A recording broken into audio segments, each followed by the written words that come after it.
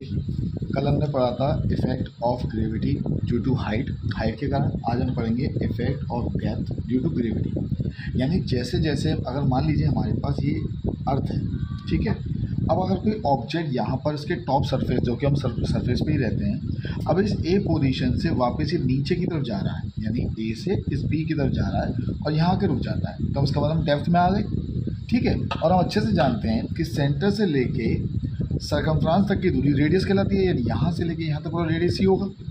अब हम D depth नीचे आ गए तो ये बचा कितना, आर ई माइनस डी, जो कि हमारा बचता है, यानी इतना ओ से बी तक का रीजन कितना बचता है, आर ई, पूरा आर ई। इस आर ई में से डी गया तो कितना बचा, आर ई माइनस डी बचा, ठीक है। यानी हम यहाँ पे इतना नीचे डी डेप्थ में आ चुके हैं। अब हम इसमें ये पढ़ना चाह रहे हैं कि जैसे जैसे अगर हम सरफेस से नीचे की ओर जाएंगे तो हमारी बॉडी पे ग्रेविटी बढ़ेगी या फिर घटेगी, इस बारे में हम यहाँ पढ़ने वाले हैं। जिसमें कैपिटल एम हमारा मास ऑफ अर्थ है, जिसकी रेडियस आ रही है, ठीक है। जैसे मान लीजिए पूरा मास ऑफ अर्थ है एम, हमने इसका मास को पूरे को एम लिखा है, ये पूरा मास बाहर के मास को हमने एम माना है, जिसमें इसकी रेडियस कितनी मानी जाएगी, बाहर की आर ई मानी जाएगी। एम डैश हमने उस मास को माना है, ये एम डैश है, हमने उस मास को माना है जिसकी रेडियस कितनी है, आर ई माइनस डी, यानी छोटी सी रेडियस है आर ई माइनस डी है, ठीक। डी को हमने डेप्थ माना, जो कि मैंने ऊपर बताया, नीचे आ चुके हैं। और रो को इसे बोलते हैं रो, यहाँ पे है डेंसिटी ऑफ अर्थ। अब हम बात करते हैं कि सरफेस पे ग्रेविटी क्या लगेगी एट द सरफेस। सरफेस मतलब हम यहाँ पर हैं एट पॉइंट ए। अगर हम बात करते हैं एट पॉइंट ए पर, तो इस ए पॉइंट पर ग्रेविटी क्या होगी, जो हम फॉर्मूला जानते हैं, स्मॉल जी और कैपिटल जी में रिलेशन होता है, ये जी बराबर capital G M upon R E का स्क्वायर। अगर हम सरफेस पर हैं तो सिंपल सा है, देखो इतना हार्श लेने की जरूरत नहीं है, सरफेस पे चल रहे हैं। सरफेस का मतलब है सेंटर से लेकर सर्कमफ्रेंस तक की दूरी क्या होगी, आर ई। तो यहाँ पे रेडियस भी आर ई ही लगेगी, क्योंकि हम यहाँ तक कि हम सरफेस पर हैं। जब हम सरफेस पर होंगे तो सेंटर से लेकर सर्कमफ्रेंस तक की रेडियस लगनी है, तो जी एम। और मास भी कौन सा लगना है, बाहर का, क्योंकि हम सरफेस पे हैं। और सरफेस का मास मैंने कितना बताया था, कैपिटल एम। तो कैपिटल एम मास है और जी ग्रेविटेशनल कांस्टेंट होता है, तो G M upon R E का स्क्वायर। हम जहाँ होंगे वहीं का मास लगेगा और वहीं की यहाँ पे रेडियस भी लगेगी। तो रेडियस यहाँ से लेके यहाँ तक रेडियस आ रही है और यहाँ का मास कितना है बाहर का पूरे का, एम, ठीक है। तो ये हो गया G M upon R E का स्क्वायर, इक्वेशन फर्स्ट। अब हम आते हैं एट डेप्थ डी, यानी हम ऊपर से नीचे की ओर यहाँ पे आ गए। जब हम नीचे आ जाएंगे तो ग्रेविटी एट डेप्थ, हमने डैश रिप्रेजेंट किया जी डैश और ये जी डी, डी मतलब ग्रेविटी एट डेप्थ, यानी अब यहाँ पे ग्रेविटी क्या लगेगी, बी पॉइंट पर। इसका फॉर्मूला ग्रेविटी से कांस्टेंट तो कांस्टेंट रहेगा जी, ये कभी चेंज होता नहीं है जी। अब अंदर देखो, मैंने मास की बताई थी, अब हम नीचे यहाँ पे बी पॉइंट पे आ जाओगे, तो इसका मास हमने क्या माना था अंदर वाले का, एम डैश, ठीक है। उसकी रेडियस कितनी बची हमारे पास, आर ई माइनस डी, यानी इतनी जो बची, ये आर ई माइनस डी बची, ठीक। तो यहाँ पे G M dash R E minus D का होल उसका, इस फॉर्मूले के हिसाब से, इसी फॉर्मूले के हिसाब से काम करेंगे। जी की जगह जी लिखा, एम की जगह एम डैश हो गया। अब आर ई का स्क्वायर है तो हम यहाँ के लिखेंगे आर ई माइनस डी का होल स्क्वायर, क्योंकि हम डेप्थ में नीचे आ चुके हैं। जब नीचे आ जाएंगे तो इतनी दूरी जो आर ई माइनस डी का होल स्क्वायर बचेगा। ये दूसरी इक्वेशन हो गई, ठीक। अब इसको यहाँ पे दो इक्वेशन मान लेते हैं। अब देखिए एट सरफेस पर, वापस सरफेस पर आ जाइए, मास बराबर क्या होगा, डेंसिटी इंटू वॉल्यूम। डेंसिटी कितनी मानी हमने, रो।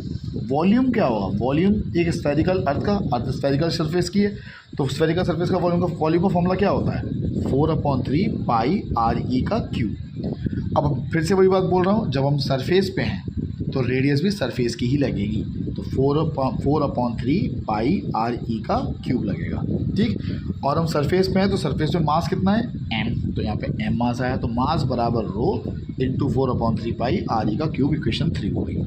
अब उसी तरह से सरफेस से नीचे आ जाओ, यानी यहाँ पे बी पॉइंट पे आ गए, तो एट डेप्थ मास बराबर density into volume of spherical earth. अब हम नीचे डेप्थ पे आ गए, डेप्थ का मास कितना था, एम डैश। जब सरफेस पे थे तो सरफेस का मास एम, डेप्थ का मास एम डैश, तो एम डैश बराबर डेंसिटी को लिखा रो और 4 वॉल्यूम क्या था, 4/3 पाई। जब डेप्थ में आए तो मास एम डैश था और रेडियस कितनी थी, आर ई माइनस डी, तो इस आर ई की जगह क्या लिखेंगे, आर ई माइनस डी का होल, इक्वेशन 4 हो गई। अब हम क्या करेंगे, इस m की वैल्यू को, जो कि इक्वेशन 3 में है ना, ये इक्वेशन फर्स्ट में पुट करेंगे इस m की जगह पे, ठीक है। और इक्वेशन 4 की वैल्यू को, जो कि m डैश है, वो कहाँ पुट करेंगे, इसमें सेकेंड में पुट करेंगे m डैश की जगह पे। यानी सिंपल है, इक्वेशन 3 की वैल्यू को फर्स्ट में पुट करना है और फोर्थ की वैल्यू को सेकंड में पुट करना है, वो भी कौन, मास को, एम को। तो एम को एम की जगह रखेंगे फर्स्ट में और एम डैश को एम डैश की जगह रखेंगे सेकंड में। तो देखते हैं नेक्स्ट पेज पे। Put the value of equation 3 in equation first. G बराबर जी, अब यहाँ पे G M upon R E का स्क्वायर था, एम की जगह हमने फॉर्मूला लगा दिया 4/3 पाई आर ई का क्यूब इंटू रो। नीचे आर ई का स्क्वायर था, आर ई का स्क्वायर से आर ई का क्यूब, ये क्यूब है हमारा जो कि कैंसिल हो गया।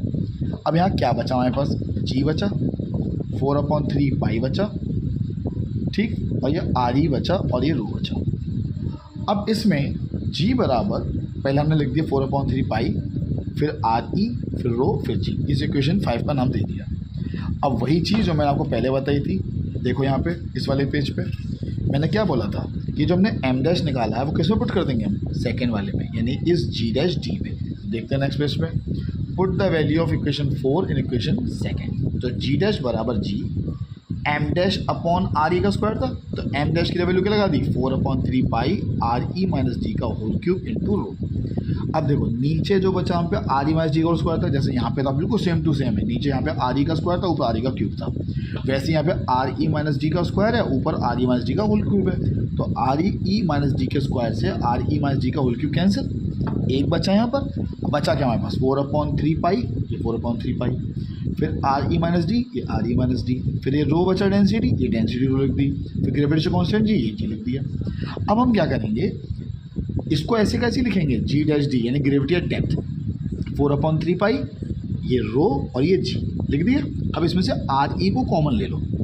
कॉमन लेने का मतलब मैंने कल की वीडियो में बताया था कि सिंपल होता है, अक्सर लोग परेशान हो जाते हैं बच्चे इसमें। कॉमन जिसको हम ले रहे हैं उसको अंदर वाले से डिवाइड करेंगे, तो आर ई का से डिवाइड करेंगे तो कितना आ गया, 1। जो भी हम कॉमन लेंगे उसको अंदर से डिवाइड करना है, तो आर ई का इसमें डिवाइड करेंगे कितना आएगा, 1। अब इसमें तो आर ई है नहीं, तो डिवाइड ऐसे ही रहेगा, डी अपॉन आर ई, ठीक है। अब ये देखो जरा गौर से, ये 4/3 पाई रो जी आर ई, ये बना कैसे, ये हमारा जी तो है ग्रेविटी। अगर आप ढंग से देखो तो इक्वेशन 5 को देखो, जी बराबर 4/3 पाई आर ई रो जी, ये इक्वेशन कौन सी हुई, 5 से तो जी बना। तो हम इस पूरे 1 इसको 4/3 पाई रो जी आर ई को मैं क्या लिख दूंगा, पूरे को जी लिख सकता हूँ, इस पूरे को इक्वेशन 5 से। तो हमने इसको क्या लिख दिया, जी, और क्या बचा हम पे, 1 माइनस डी अपॉन आर ई बचा, ठीक है। ये हमने यूजिंग इक्वेशन 5 लिख दिया, यानी 5वीं इक्वेशन का हमने इस्तेमाल किया।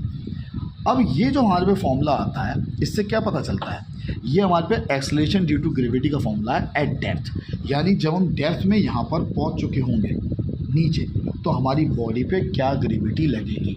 और इससे ये भी पता चलता है इस फॉर्मूले से कि डेप्थ में जाकर, गहराई में जाकर, अगर डायग्राम को देखें तो गहराई में जब आप जाओगे, चाहे 1 किलोमीटर जाओ, 2 किलोमीटर जाओ, 3 किलोमीटर जाओ, जितना ज़्यादा गहराई में जाओगे हमारी बॉडी पे ग्रेविटी उतनी कम होती चली जाएगी, जिसकी वजह से हमारा वेट भी कम हो जाएगा।